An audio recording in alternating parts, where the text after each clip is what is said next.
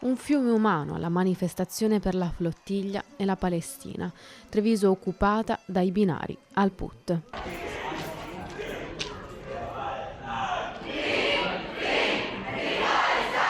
La città per una mattinata, pur senza troppi disagi, rimane sospesa.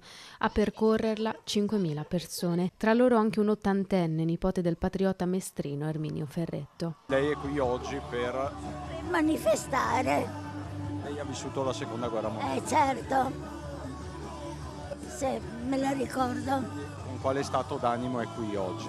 Sono commossa, molto commossa, perché è giusto per la Palestina, cari. Penso sia bello vedere anche tutti questi giovani. Bellissimo. Un corteo cominciato da Via Dandolo davanti ai cancelli della CGIL, presente anche la segretaria regionale che torna sul tema della legittimità dello sciopero. Lo sciopero è perfettamente legittimo, noi impugneremo quella delibera della Commissione di garanzia perché le motivazioni che ci hanno portato a dichiarare lo sciopero generale con tempestività, quindi senza i preavvisi, sono quelle della violazione dei diritti costituzionali di alcuni cittadini italiani che erano sopra la flottiglia. Abbiamo garantito dentro alla legge i servizi minimi essenziali, come è previsto. Ma in piazza c'erano soprattutto studenti e studentesse e i sindacati di base. Si è partiti dalla mattina col blocco del terraglio, con il blocco della stazione dei treni.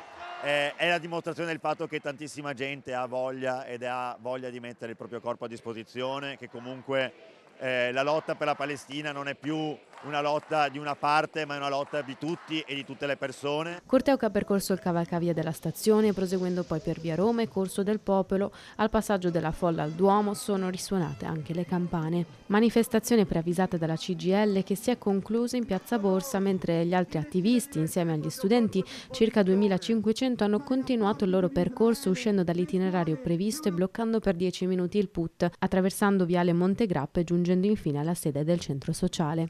Il blocco dei binari 1 e 2 è avvenuto su iniziativa degli studenti e delle reti a loro collegate. La polizia intanto fa sapere che per questo e lo stop al traffico saranno adottati dei provvedimenti amministrativi. Un corteo comunque pacifico in cui non si sono verificate tensioni o episodi di violenza. Come classe abbiamo deciso di prendere parte quasi tutti allo sciopero di oggi perché appunto crediamo nella causa e si sono uniti a noi anche alcuni professori. È bellissimo vedere tutti questi ragazzi che stanno insieme per la pace, per i diritti, per